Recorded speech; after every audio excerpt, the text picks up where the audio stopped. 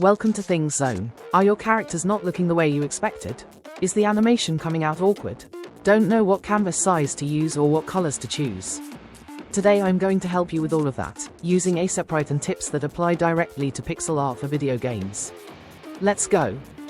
Canvas size for games. I've been asked if using 64 by 64 pixels for characters is okay. And the answer is, yes, absolutely. It's an excellent size as a base, especially if you're working on a retro-style game or classic pixel art. With 64 by 64, you have enough space to draw characters with good shape and detail, without going crazy with each pixel. But there's one important thing you have to avoid. Don't enlarge the canvas to animate. This is a very common mistake. Someone wants to move an arm, a leg, or make the character jump, and instead of using the timeline, they enlarge the canvas. The problem? This breaks the scale of your sprite and can cause a lot of problems when you export it or bring it into the game. Aseprite is already designed to animate without changing the canvas size.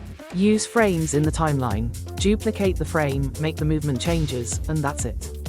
That way you keep everything in order and the animations look consistent and neat. Now, if your style is more detailed or you want larger characters, you can work in higher resolutions, like 96 by 96 or even 128 by 128 pixels. But be careful, higher resolution equals more work. More space means more detail, more frames, more time drawing, and a greater chance of losing consistency between frames. So think carefully.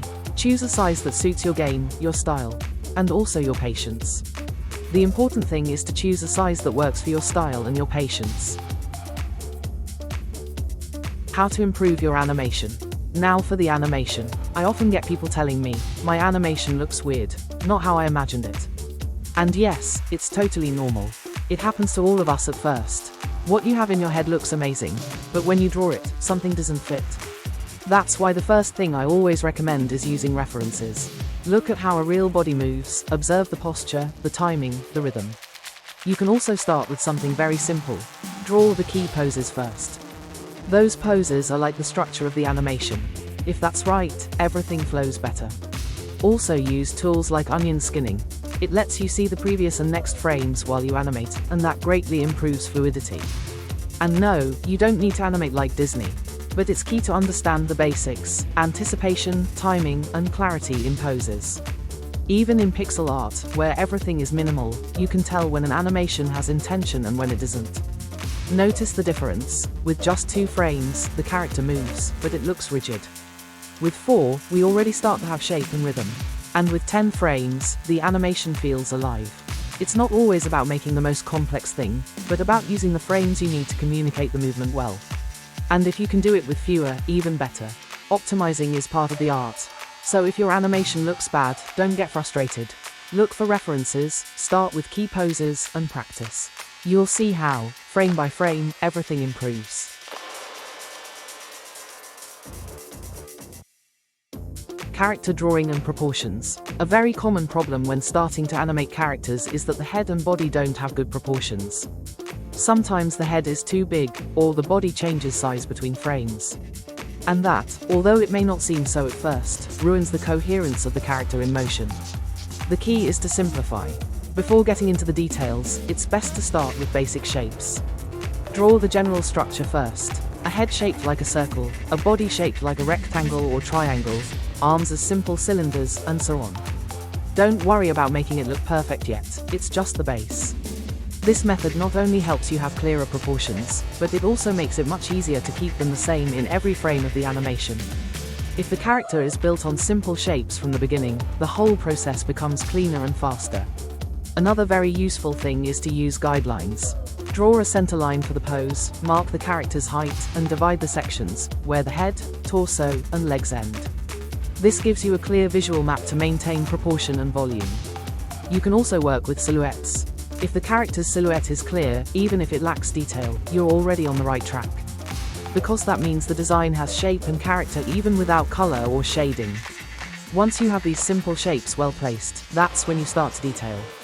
You round out, adjust proportions, and outline the character's features. It's much easier to correct something when the structure is clear from the start.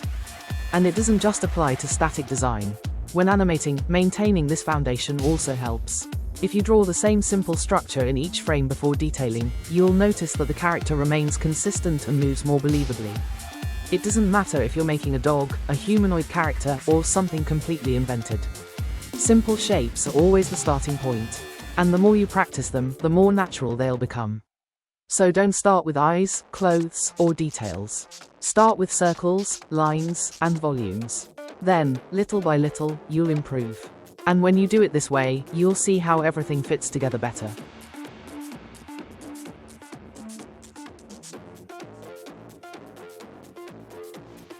Finally, let's talk about color. Using Aseprite's default colors is fine at first, but if you want your art to look more coherent, I recommend using a limited palette.